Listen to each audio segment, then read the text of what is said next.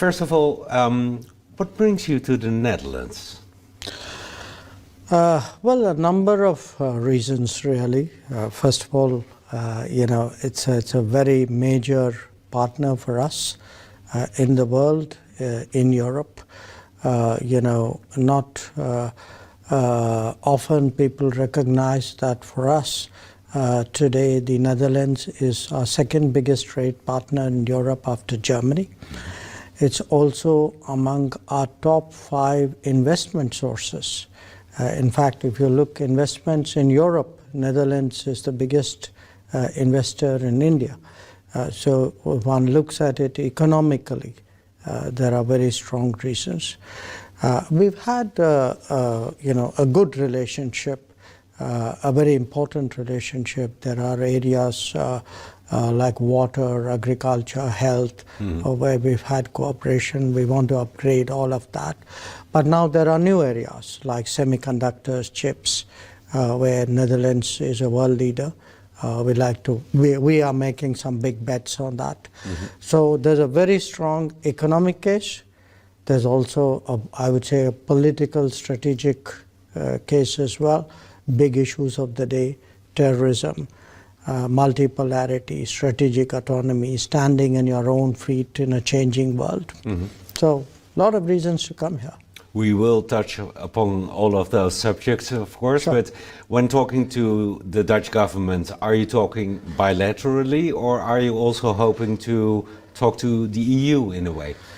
Well, I am talking to them bilaterally.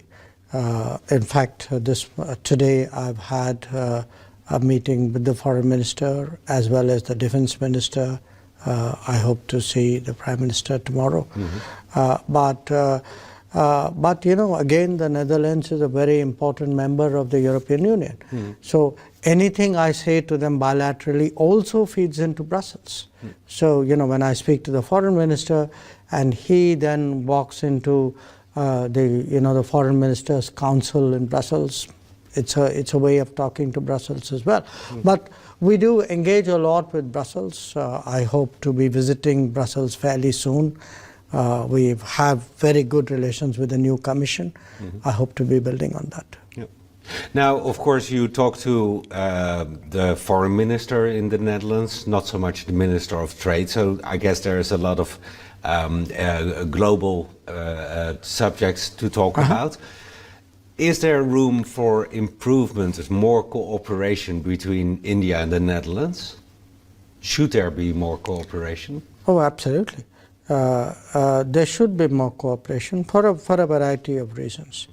Let me start with the economic side. As I said, in areas like water, agriculture, health, Netherlands has been a very important partner. But when a country which is today the 5th largest economy would be now actually maybe the 4th. I think we overtook Japan last month, and likely to grow at 6, 7%, 8% in the coming decades.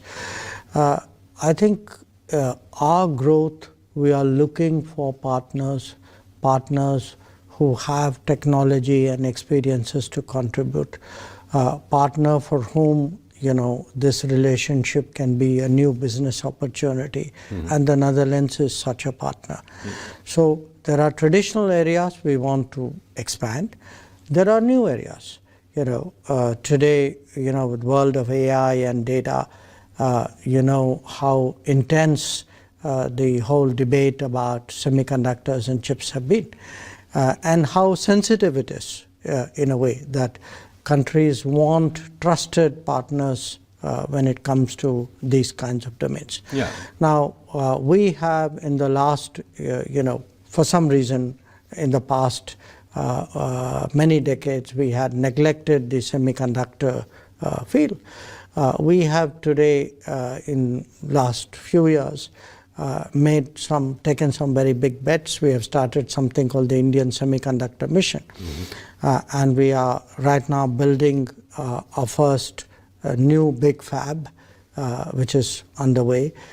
We have a whole lot of, in the semiconductor chain supply, many other ATMP projects which are taking place. And this is an area where, a country like the Netherlands can make a very, very big difference.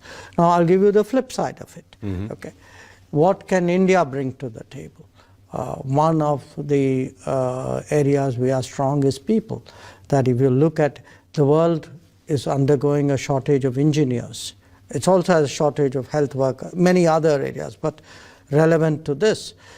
So when you look at what difference Indian talent can make and what is the contribution that we can bring to these areas, I think there's a complementarity there that is waiting really to be forged. Now, I could take it into other sensitive areas. With the defense minister, for example, I discussed whether at a time when we are growing our defense industry in India, and we know in Europe and in Netherlands, he spoke to me about the need to grow your own defense capabilities. Again, is there a fit?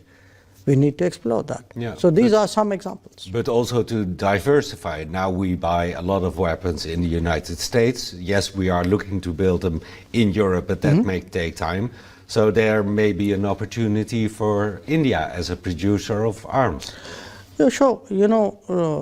Often in diplomacy, people speak about it's a more multipolar world. Or, they say we need strategic autonomy. What does it mean in real life? At the end of the day, it means having more of your own capabilities. Nobody can have everything.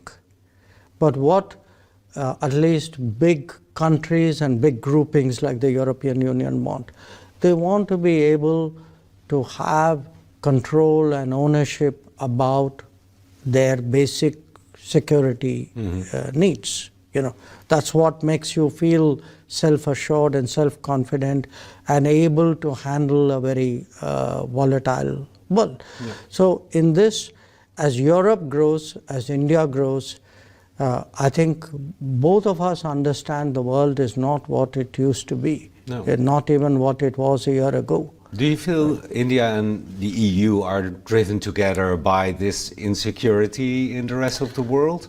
I think India and Europe need to find more common ground and more partnership or working together, not against insecurity, against volatility, against uncertainty, against, on having multiple relationships so that at the end of the day, we are more secure by having more options and more partners. But India, of course, has made a point of not choosing when others want you to choose. So there may come a time when either China or Russia or the United States wants India to choose for them instead of for the European Union, for example. Well, look, India is a large nation with a strong history of independent decision making. Okay, our history is different from yours. Okay, that's the way history unfolded. Okay, you are still in an alliance culture. Okay, with all the responsibilities and obligations which come out of it. We never, after our independence, we always stayed away from alliance cultures. So in a way, we have grown up with a world of multiple choices and I would say handling multiple relationships, if you would. So for us, such a situation would not be a new, I would say, a new predicament. I understand. So we've handled it in the past. Yeah. We know when to stand up for our interests. We know how to make the best decision for our national interest. I think today Europe, as it, as this current situation unfolds, is discovering, I think, the merits of that strategic autonomy and decision making.